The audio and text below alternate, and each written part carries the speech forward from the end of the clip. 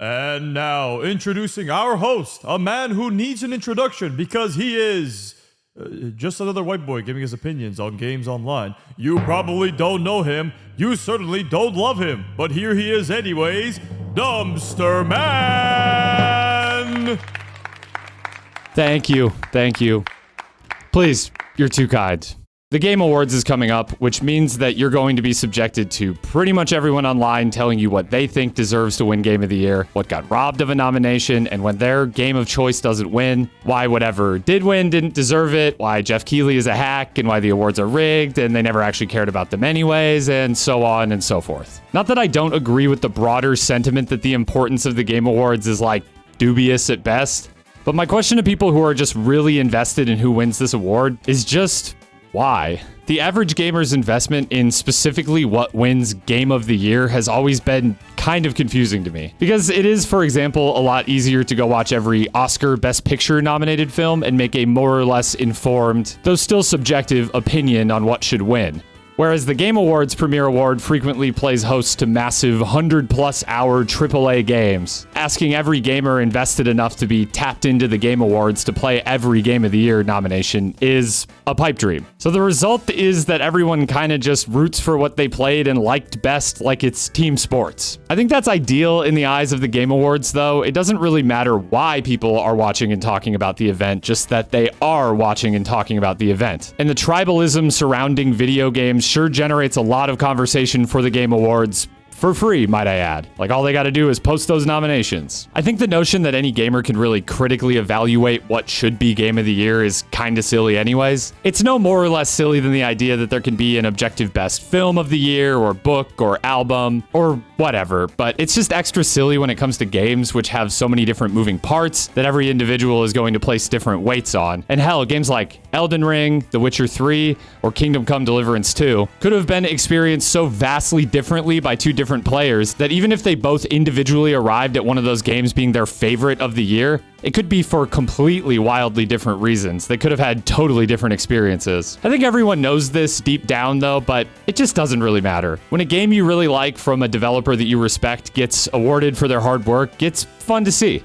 Even if it's really hard to say for sure that they objectively made the best game of the year. And I think to some degree, that alone just is the why for most people. We may disagree on what deserves it most or what qualifies a great studio or developer, but at the end of the day, we mostly all want to see the developers and games we love get honored and the industry as a whole lifted up. Now, has the Game Awards historically always been the best place for that?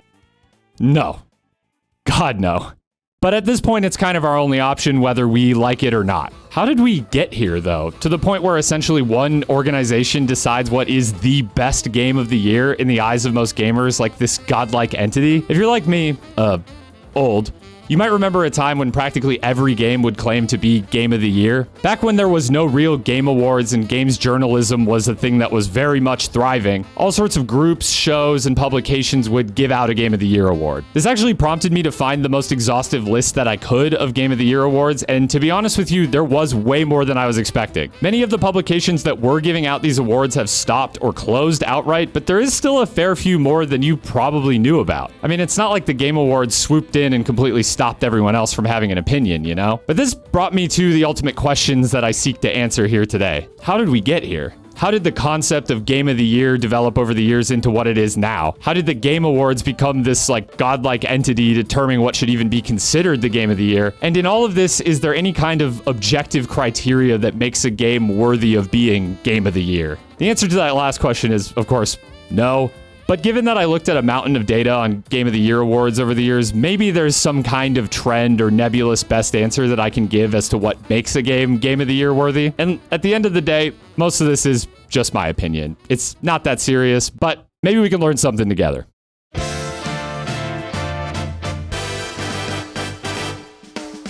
I want to start by looking at the history of the term Game of the Year. I was expecting to have a hard time figuring out its origin, but it turned out to actually be pretty cut and dry, at least as to who gave out the first Game of the Year award. Wikipedia has a pretty big list of Game of the Year awards, and while it isn't completely exhaustive, I do think it's a good enough cross-section of these awards over time for the purpose of this video. And I think while the early days of gaming are pretty clear in who was giving out a Game of the Year award with any amount of significance, the advent of the internet has the potential to muddy the waters a bit, and I think it becomes a lot harder to draw a line as to what should count in a time when so much of games journalism has shifted to YouTube and social media. But to be a little bit objective about it, I just stuck with this list from Wikipedia as my main data set, which of course is famously never incorrect or biased, and not factor in my own biases about whose Game of the Year award is like important enough to count. So if you don't like it, don't shoot the messenger. Now, it's possible that the term still had earlier origins, but according to this list at least, the first Game of the Year award was handed out by Electronic Games magazine. More specifically at what was called the Arcade Awards, or Arkies, which took place in January of 1980, in which Game of the Year for 1979 was awarded to Space Invaders. Yeah. That Space Invaders. I was actually expecting to be disappointed that the first Game of the Year was just some old game that I had never heard of. So it was kind of cool to find out that the first Game of the Year award of some notoriety went to a game that is by all measures pretty recognizable and iconic to this day. This award show ran from 1979 to 1984, where gaming had been severely impacted by what is now known as the Great Video Game Crash of 1983. And then it returned for a brief stint from 1992 to 1993 before going away entirely. Most years it did not honor just one Game of the Year, and instead broke the categories down into coin-operated arcade games, home console games, and computer games. The Arkies throughout its lifespan honored such games as Pac-Man, Tron, and Asteroids. In fact, Asteroids won Game of the Year in 2 different years, somehow, at least from what I can see. Just built different, I guess. For a good number of years, there were only a small handful of Game of the Year awards running concurrently, and many of these have likewise not survived the test of time, and that aforementioned crash of 1983 seems to have killed a lot of the ones that did start back then. But there was one from this time period that stood out to me, and that was the Golden Joystick Awards. The Golden Joysticks began in 1983 and hosted a live in-person event in London, making it the second oldest game award show after the Arcade Awards, and the oldest to still be running today. Continuous is another matter. As far as I can tell, the show has had several short breaks and has not run annually continuously since 1983. But since 2002 at least, it has had a yearly installment every single year up to the present, which is pretty impressive. With the Game Awards being a relatively new thing, all things considered, the Golden Joystick Awards are probably the closest equivalent to the Game Awards that can be traced back this far. Their first Game of the Year was awarded to a game called Jetpack in 1983, and they even gave out an award called the Ultimate Game of All Time. Amazing award name, by the way. In 2021, which was awarded to Dark Souls. Sure, man, why not? I mean, I love Dark Souls, but is it really the most significant and important game of all time? I don't know. I feel like that honor might belong to something like Tetris. Hell, based on my earlier research, maybe it should be Asteroids. I find that award really interesting regardless because it's a really extreme example of just how subjective this all really is. Like, who among us can really claim to know what the most important game of all time is? Regardless, the Golden Joysticks stand out to me from this list since as the longest running Game of the Year awards, you should be able to tell something about how trends have changed over time, as they've gone from essentially honoring arcade cabinets to modern games. For its entire existence, the Golden Joystick Awards have been fan-voted, originally being voted on by the British public, but now it is a global event that can be voted on online by anyone. It should go without saying that anything that can be voted for online should be subject to some level of scrutiny, since online votes can be very easily manipulated. Regardless, I don't know the exact methodology the Golden Joysticks are using, but the winners of their Game of the Year awards over the years seems about fair. Each of the games was at least popular and critically well received in its time, more or less, and there's nothing that sticks out to me as particularly odd or surprising. For me, this does beg the question, though, of what is the best methodology for determining a Game of the Year? Many of these awards fall into one of a few categories: popular vote, selection by committee, or by an individual. Now, one individual selecting the Game of the Year is probably the worst method for any semblance of objectivity, but I think there's still merit to it, and it actually is kind of the big elephant in the room when discussing the entire concept of Game of the Year awards. While it feels like a lot of interest in an award show has consistently consolidated in the Game Awards Game of the Year. The truth is that when it comes to seeking opinions on games, most of you are probably going to YouTube or social media and seeking out someone with similar tastes and interests to you and following them and getting their takes on games instead of reading more traditional games journalism. Maybe at most you're like looking at a Steam score, but if a game piques your interest, probably you're just scrolling down to read reviews from, you guessed it, individuals. These are just one person's opinion, making them basically as subjective as they possibly can be. But if you resonate with one specific person's viewpoints and opinions, their opinion on what is the best game of the year is gonna mean a whole hell of a lot more than one selected by a committee or a popular vote. And it's likely that this broadly describes you if you're even watching this video at all, on a channel that makes opinion pieces on games as like my whole thing. Subscribe, by the way. Now, the other two methods, popular vote and selection by committee, are definitely better for any semblance of objectivity, of course. A fan vote is a really great way to achieve some kind of popular consensus on what the largest amount of gamers enjoyed in a particular year, for whatever value that sort of thing has. But this has a tendency to produce boring results as well. In 2013, for example, a great amount of these Game of the Year awards went to either Grand Theft Auto 5 or The Last of Us. Games that a lot of us have probably played, but were these really the best games of the year? Or just solid games that like the most people played? In a year that also produced games like Papers, Please and The Stanley Parable, games that far less people probably played, but whose unique takes on storytelling and game mechanics have aged incredibly well and made big waves alongside the rise in popularity of indie gaming. I'm not saying these games are like outright better, but in the face of the popularity of a game like GTA 5, they just don't stand a chance in a popularity contest. As a result, I think the best method generally is a selection by some sort of committee. It's really hard for everyone to play every notable game that came out in a year, so having a group of quote-unquote experts do that instead seems like a pretty nice balance in theory. This is more or less how the film industry's most notable award, the Academy Awards, is run. A group called the Academy watches all the nominees and then makes their selections. And despite this, these awards still receive heavy criticism over the biases of the Academy. So the bottom line, I guess, is just you really can't win. When the quality of art is ultimately subjective, everyone is biased. Fuck the Oscars, you know? I think having a committee that could theoretically reach a consensus on a game that was maybe a little less popular but ultimately felt more significant in other ways beyond just having the largest group of people play and enjoy it is still a positive thing. It's how we got a game like It Takes Two winning Game of the Year in 2021. It wasn't up against like amazing competition, but it still felt like a bit of a left field pick compared to safer nominees from bigger developers and storied franchises like Resident Evil Village or Metroid Dread, or the critical darling Deathloop. I think that's great though. That's the kind of slightly more balanced decision making you benefit from with a selection by committee over the other two options. And whether that specific game was really the best or not aside, I just like the idea that anything could have a chance to win. But in general, out of the award ceremonies I looked at, the breakdown of how the winners are being selected looks more or less like this. It seems like the consensus is that a decision by committee is indeed the best way. The only major award ceremony using a popular vote as their main methodology, as far as I could tell, was the aforementioned Golden Joystick Awards. Otherwise, basically every other award incorporating some amount of fan voting was using a mix of popular vote and a committee, which includes the Game Awards, which claims to give a 10% weight to the fan vote and 90% to the jury, which in my opinion may as well mean the jury just decides, but I'd love to know if a fan vote has ever swung significantly enough in a different direction that it actually altered the outcome, or if the public's minuscule say in these awards is just to give viewers the illusion that they have some sort of stake in this show when they pretty much don't. The Game Awards has also done a purely fan-voted category called Player's Voice as well, and saying that that category has been a shit show is putting it mildly. So maybe they're right to not give fans too much say and instead just have it be a fun thing for people to feel like they're involved, or watch streamers do to just spread some awareness about the awards. The other standout here, which I just labeled as other, is the Japan Game Awards, which seem to select winners on a combination of sales and review scores.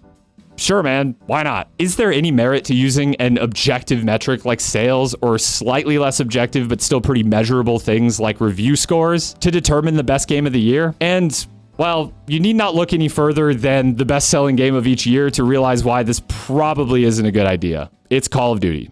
Almost every year. I mean, it's great if you like COD and Madden, I guess. I mean, there's definitely a guy out there who's nodding his head and going, yep, that's about right. I mean, he's probably not actually watching this video, but he exists. So yeah, it's easy to see why we don't really talk about sales as much of a factor in what is Game of the Year. We're players, not shareholders. Sales don't really indicate quality in any way whatsoever. I mean, you like to see games you enjoy sell well because it means the developer will probably make more like it. But beyond that, I don't think it really holds too much importance for this purpose. Review scores are a little different story, and we'll get into games journalism's impact on Game of the Year in just a second. But I think there is at least a little more merit here. You can get a really quick consensus opinion on a game by going to a site like Metacritic or OpenCritic and just seeing what all reviewers scored it on average. This removes a lot of the nuance from the individual reviews that make up this score, and it fails to really consider different scoring methodologies that different reviewers may have, but it's something. And let's just say, in theory, you sort by the top games of a given year on Metacritic. This is probably going to at least pretty closely resemble a list of games in the Game of the Year conversation. But as the various data points that make up a Metascore are ultimately still just opinions,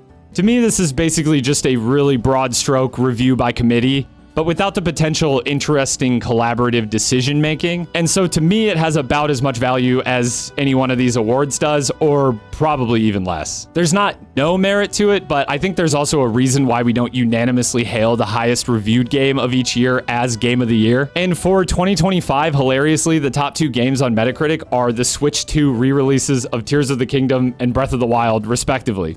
Yeah, games that didn't even come out in this year. The first proper new game ranks 3rd on that list, and that is Hades 2, which is a great game, and it's nominated at the Game Awards, no less. But do with this information whatever you will. I just don't think Metascore is quite all it's cracked up to be for the purpose of determining what the actual best game of a given year is.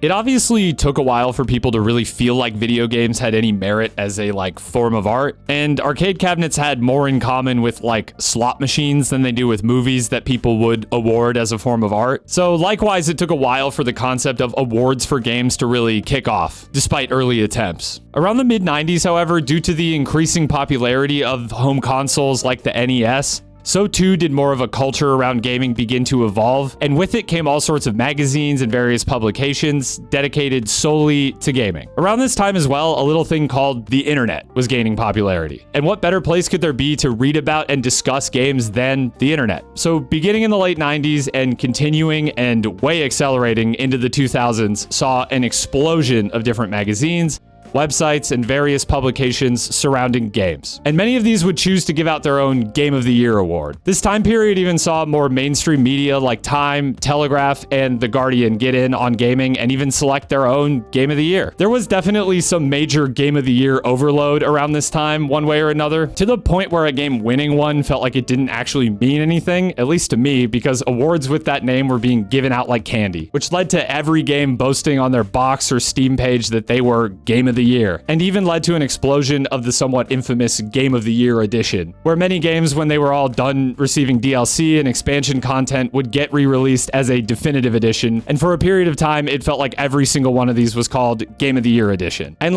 yeah, usually these games had at least been named Game of the Year by one publication, but some devs were definitely taking advantage of the absolute abundance of these awards being handed out and dropping a Game of the Year edition, hoping nobody would notice that they didn't actually win one. Far Cry 6, for example, has a Game of the Year edition despite not having actually won an award for Game of the Year. It wasn't even seemingly nominated for any Game of the Year award, at least not any notable one that I could find. I don't really care about this all that much, but it does illustrate just how much the term Game of the Year just sort of lost all meaning for a bit. I think there was maybe still some merit to having so many options. In theory, during this time, you should have gotten a pretty wide cross-section of opinions, and if you followed one site or magazine that you felt gave good reviews, recommendations, and just in general aligned with your interests, their favorite Game of the Year was probably going to mean a lot more to you than one big nebulous Game of the Year intended to encompass all gamers. And during this time saw the rise of some awards that were actually targeted at specific subsects of gamers. Some countries even awarded their own Game of the Year for the best game to come out of that country, like the Czech Game Awards. There's awards for indie games, PC games, and so on and so forth. I find that stuff all more interesting despite being less all-encompassing than one Game Awards. But on the flip side, if you're really tapped into one genre or scene already, it's tough to say that a hyper-specific Game of the Year award actually really means all that much to you. The Game Awards at least tries to honor the best games within some specific genres, but the nominations are usually all sorts of whack. And by proxy, the winners usually reflect a pretty poor definition of what each genre genre even is. Like, what is the actual meaningful difference between action game and action adventure game? Usually different games are nominated and win each category, but I just find that distinction incredibly confusing sometimes. And almost every popular game in existence falls under some umbrella of action or adventure. Like, what the hell are we talking about here?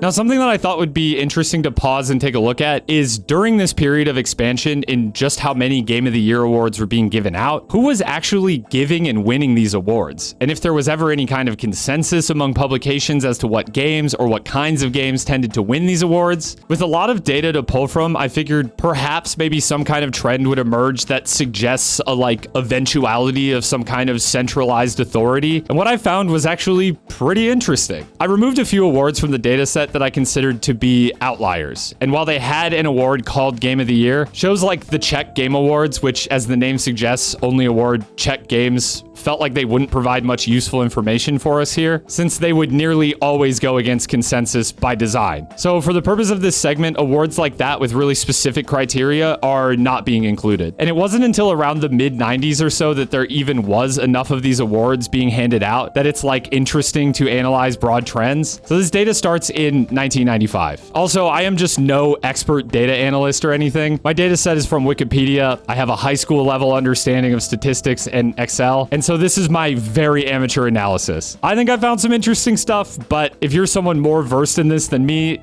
you've been warned. Now, there's a lot that I can unpack here, way more than I reasonably have time for, but I'll walk you through the most interesting tidbits that I got from this. The first thing I wanted to look into was, as the numbers of publications and organizations giving out these awards increased, did this lead to more games overall being honored? Was there a greater number of different games receiving the honor of Game of the Year from just having more voices weighing in? And, well, what this chart attempts to show is that, with the upper line being the total amount of awards handed out versus the lower line, which is how many unique games received at least one Game of the Year award. And I don't know what I expected, but it wasn't this. There is maybe a slight trend upwards over time, but overwhelmingly my takeaway is that with all these publications popping up to hand out a Game of the Year award, they were mostly overwhelmingly going to the same handful of games every year anyways. Now, there's a lot of factors here.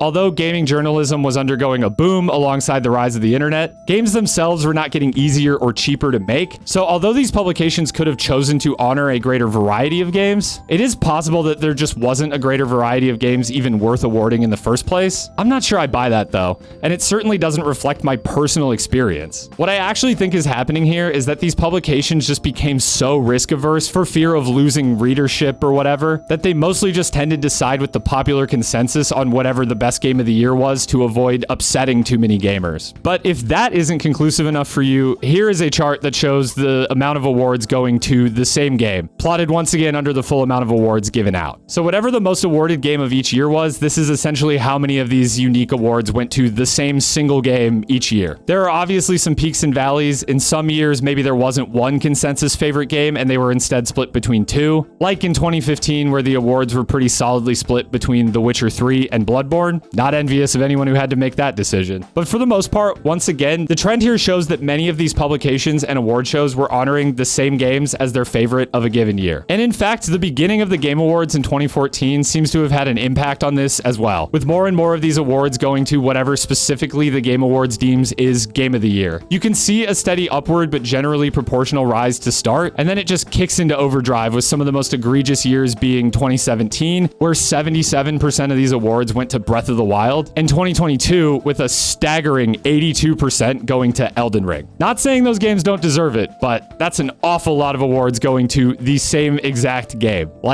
Why even exist if you're just gonna nod along with the Game Awards every year anyways, you know? And it's not like these 2 years didn't play host to a bunch of other great games as well. Now, there is a notable valley in here, and that is, as you may have guessed, COVID. I do think if COVID had never happened, this would probably look like a much more consistent upward trend, but I can only speculate. Basically, in 2020, with the world screeching to a halt, a lot of games had trouble getting across the finish line.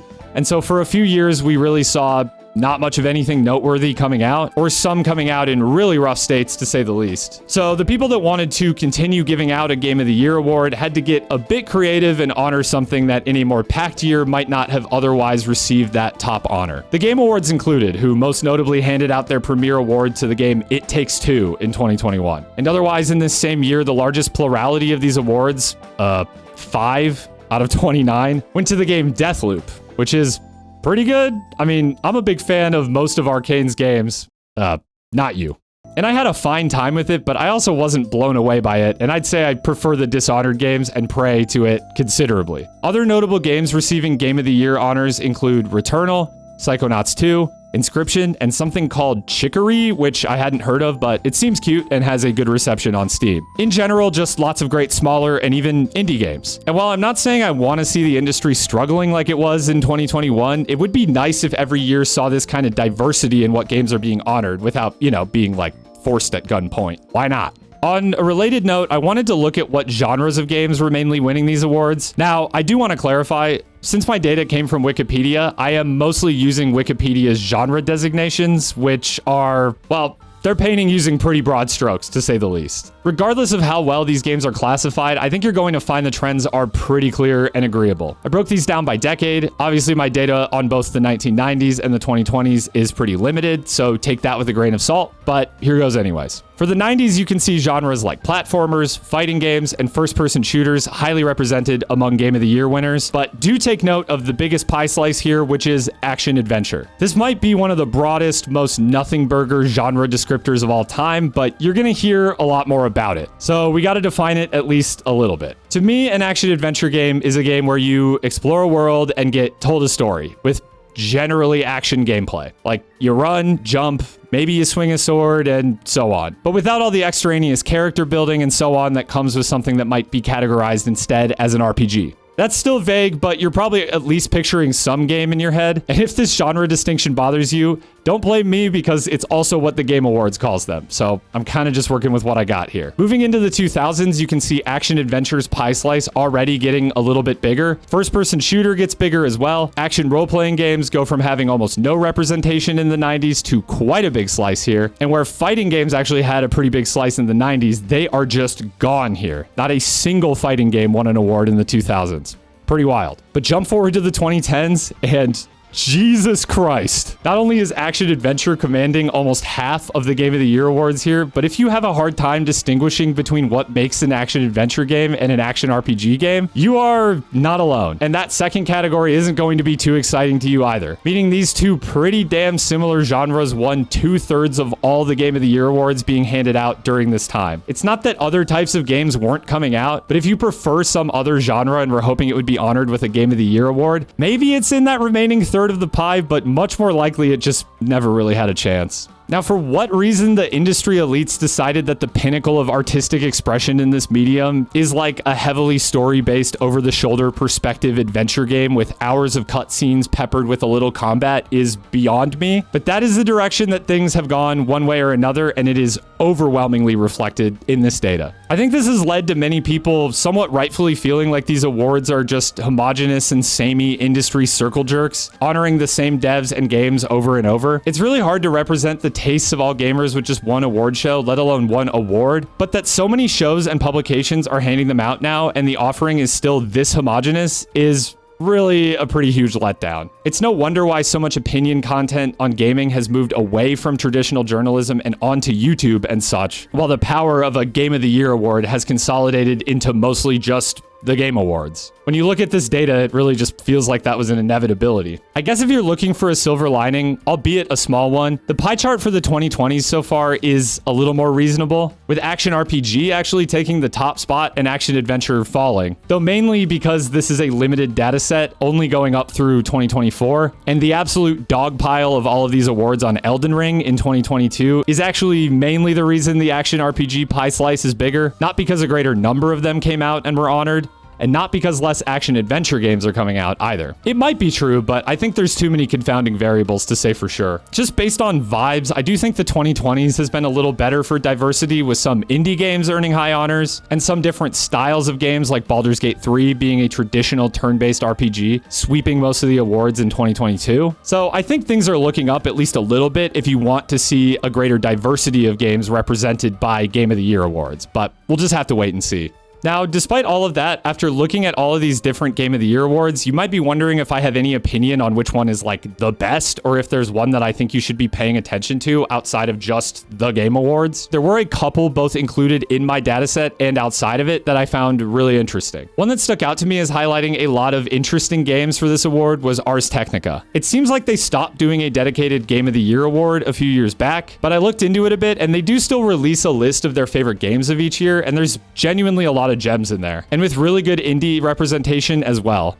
But not in like a contrarian type way. I mean, they still acknowledge great AAA games when they come out too. I just found their lists to be really balanced and have a lot of stuff that I've both heard of and played, and plenty of stuff that I hadn't. Another that I found interesting was the Game Developer's Choice, which you may have guessed is voted on specifically by game devs at GDC. I think an argument could be made that the favorite games of developers specifically are not actually super representative of what the average gamer might like. But if you're just sick of seeing the same old games win every award every year, then maybe the developers have you covered with a bit of a left field pick, like Inscription, Balatro, and even Untitled Goose Game, all of which won their Game of the Year award. And even if you don't find the devs represent your taste, I do think it's at least interesting to look at when they agree and disagree with the consensus. This award has been running a pretty long time, and I think their overall list is actually pretty great, and over time, most of their picks have aged really well. Not represented in my data, but one that still feels worthy of a mention is Jacob Geller's favorite games of the year. I just love these videos, and even when he's talking about the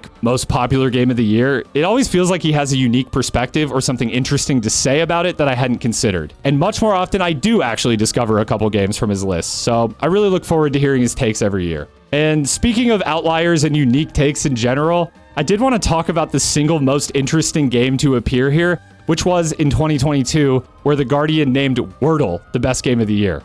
Yes, that Wordle. And yes, that 2022, the one where Elden Ring swept basically every other award. At first, I just laughed at this, but were they kind of cooking? I mean, my grandparents play Wordle, and I don't even think they know what Elden Ring is. In any given year, the most widely impactful game is probably almost always something other than whatever quote-unquote real gamers agree is Game of the Year. But then again, I do kind of think that should be the point of these award shows. Not just honoring whatever the most people played and were familiar with, but rather what felt best representative of the medium at large. On the flip side, The Guardian doesn't normally honor browser games. In fact, their other Game of the Year awards have been pretty bog standard. So this was a pretty left field pick even from them. It'd be like if the Game Awards randomly honored Hopscotch as the Game of the Year. Side note, this took me down a rabbit hole about Hopscotch, and apparently at one point Buddha outlawed Hopscotch, or at least a game very similar to it. So humanity has clearly advanced none at all. We've somehow always deemed games demonic and unreligious, even down to frickin' Hopscotch. That had nothing to do with anything, I just thought it was interesting. This does all make me wonder what the truly average person's perspective on Game of the Year is, though. Probably if you ask someone what they think, they'd either just list whatever game they had heard of, or maybe their experience of gaming actually is more like that hypothetical person who thinks Wordle is Game of the Year. I don't think that means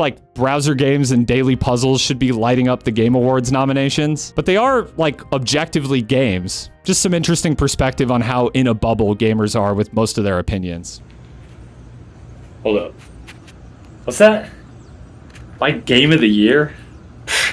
I've been on this grind, so I'd say the Rat Race, I don't really play video games. Now, while the Game Awards as we know them today began in 2014, they actually have a lineage going back to 2003 with the Spike Video Game Awards, which was a gaming award show featuring game trailers, announcements, live music performances, celebrity appearances and hosts, and of course, awards. Sound familiar? It was likewise produced by Jeff Keighley from 2006 onwards, and when it underwent an unsuccessful rebranding in 2013 and bit the dust, Jeff rose from the ashes with the Game Awards as we know them today. As a result, Spike's Video Game Awards are the closest thing we have to a precursor to the Game Awards that we can really look at, and they represent a really really strange time in gaming, to say the least, particularly as it pertains to gaming trying its best to really break into mainstream old media for some reason. The award show featured a rotating cast of celebrity hosts, including David Spade, Snoop Dogg,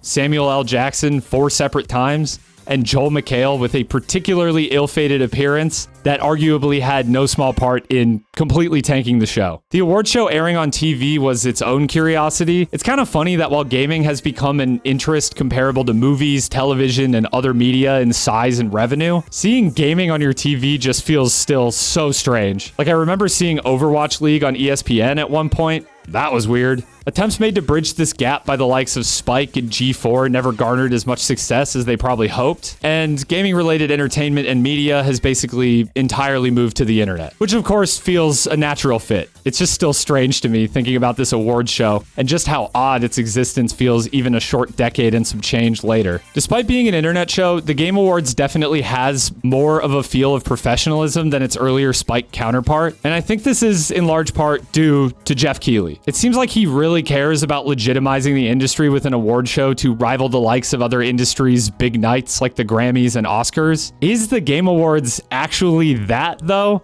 In my opinion, not really. While the show does have a more or less professional presentation, and it does hand out the industry's most important and respected awards, it bears more in common with an announcement event like E3 or Keighley's other show, Summer Game Fest, which is a format pretty much completely unique to gaming. So the real reason people tune in is mostly not the awards, but the potential that something they might be excited about will get shown or announced, which it should go without saying is a unique aspect of the Game Awards when compared to the Grammys, which appeal to the average viewer with a ton of musical performances, or the Oscars, which I guess people just really care about who wins those awards. I don't know. People do care about the Game Awards' actual awards, though, no doubt, but not to the degree that they're probably going to tune in just for that when they can just look up who won later. And hell, these days, like half of these awards just get flashed on the screen or read really quickly in like 5 seconds and moved on from. The trailers and advertisements are definitely doing a large portion of the heavy lifting and drawing viewers to this event, and they make up a huge portion of the runtime. I have a lot of criticisms of the Game Awards, but I will say at least that I still tune in every year, at least when I'm available. And in my opinion, the show has on average gotten a little bit better year by year. It's not amazing by any means, but I do think the show has, over its existence, gotten better at striking a balance between being good entertainment,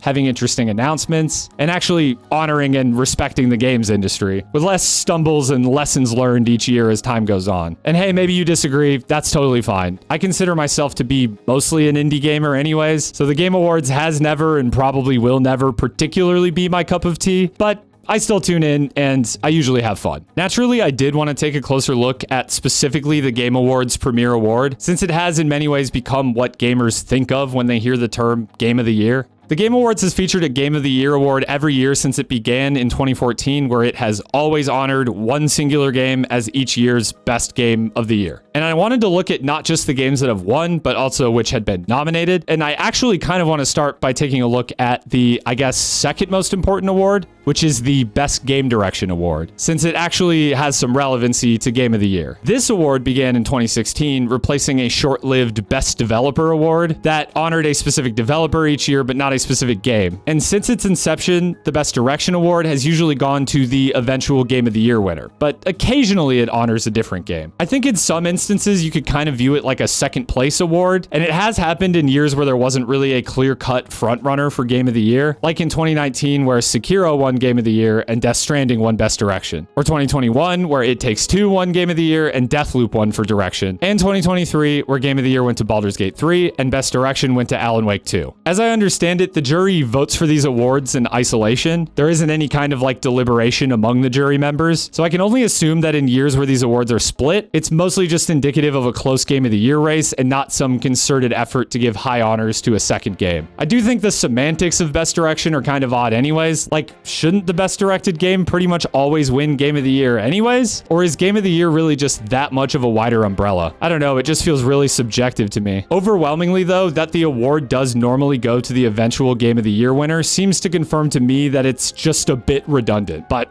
oh well, not a huge deal, just felt worthy of a mention. Additionally, I wanted to see how often the Game Awards broke from other award shows and publications' consensus on Game of the Year, and the answer is not very often. With the Game Awards honoring the game that most others had also named Game of the Year in 8 years out of its 11-year run, and in one more of those years, the consensus Game of the Year won Best Direction at least. So if you're looking to the Game Awards to have a particularly interesting take or break rank from the popular consensus among journalists, keep looking. In fact, it feels worth pointing out that many of the publications selecting their own Game of the Year awards actually make up the jury of the Game Awards itself. So really, the Game Awards can be viewed as more of a broad consensus among all of these groups and journalists, more than any kind of unique opinion represented by a distinct organization. And I personally think that's a really important lens to view this award show through. A lot of people love to cry that it's rigged or whatever, but if you feel like the outcomes are predictable and samey, it's kind of by design. But the Game Awards does have an X factor still, and that is the fan vote. As mentioned earlier, the Game Awards claims that the online fan vote has a 10% say in the outcome versus the jury's 90%. But what does that really mean? What would it actually take for a fan vote to sway an outcome? Well, if the jury was somehow like 50-50 deadlocked, the fan vote would essentially have to be the deciding factor. I'm not sure this has ever meaningfully happened though. And I tried to run the numbers on what the biggest disparity the fan vote could reasonably sway is, and I'll just use a rough example to show how impossibly unlikely it is that this will ever meaningfully happen. So let's assume in a really close jury vote, Game 1 has 50% of the vote to Game 2's 46%. By any reasonable standards, this would qualify as a really close race. It's a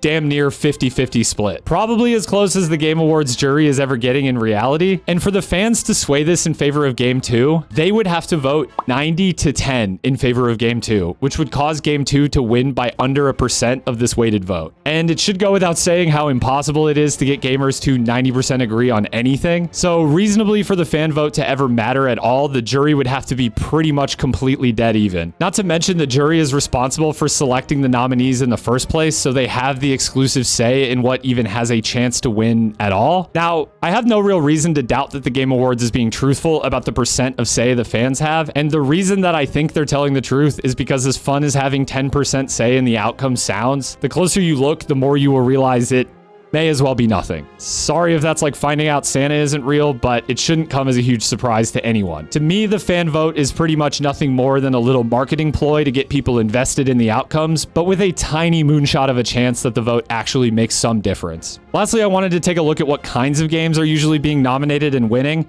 and it should come as no surprise. The results once again show a huge overrepresentation of action-adventure and action RPG games among both the nominees and winners at a pretty proportional rate. The Game Awards does have a few individual genre categories, but among those as well are action, action-adventure, and RPG, which are pretty damn meaningless distinctions a lot of the time, and all the time these have weird and unfitting games popping up in each of them. They get a little more into the weeds with genre awards for fighting games, sports and racing games, and sim and strategy games, but listen, when you consider that the jury doesn't even have to like prove they played every Game of the Year nominee to vote, I really don't know how seriously you should take the winners of these categories when the jury is probably mostly deciding these based on vibes or whatever. It's a shame that it feels pretty much impossible for many of these games to see representation for the Game of the Year award, but I don't really know how much blame the Game Awards itself deserves for this. This is really just a reflection of trends and preferences of gamers. The indie categories as well are usually all sorts of a mess, where games that just barely by the loosest definition qualify as indie often end up sweeping the awards. I want to say I hope it won't happen again this year, but it looks like it will. Overall though, when it comes to specifically Game of the Year, given how difficult it is coming to some kind of consensus what single game of any year deserves the highest honors, along with what we know now about the method through which nominees and an eventual winner are being selected, I think the Game Awards honestly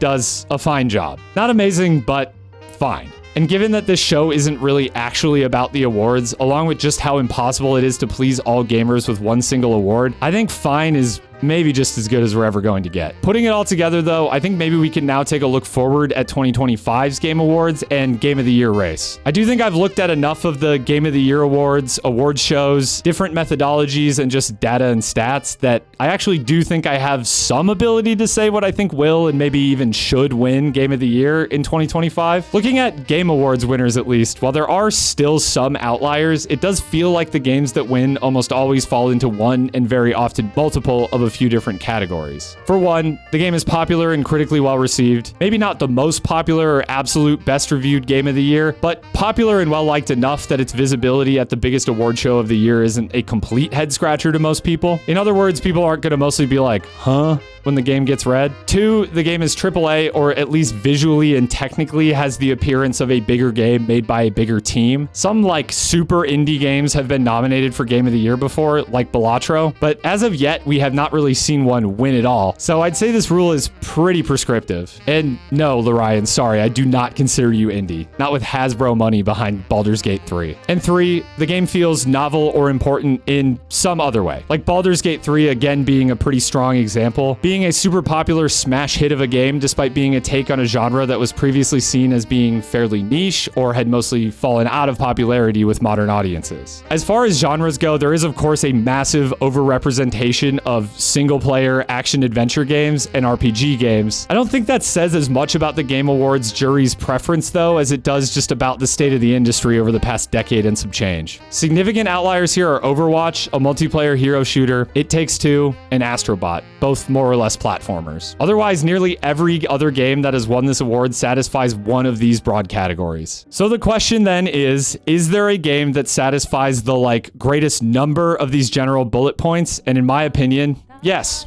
And that game is Nubby's Number Factory.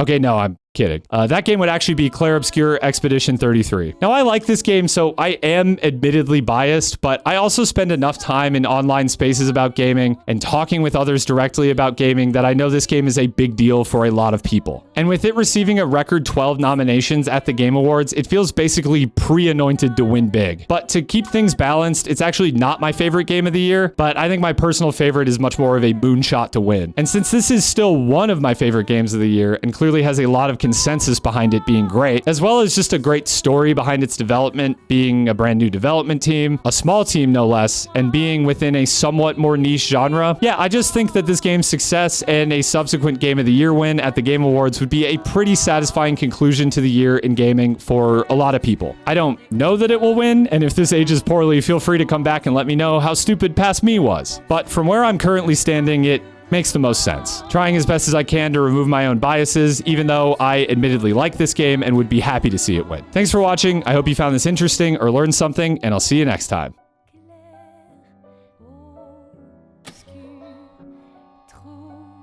Regardless, I don't know the method. I feel like I said it before, but it gets so hot in this room when I record that I do whatever I can to not overheat, and I've got just shorts on under this.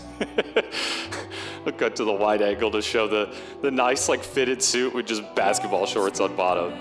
Whatever gets the job done, you know?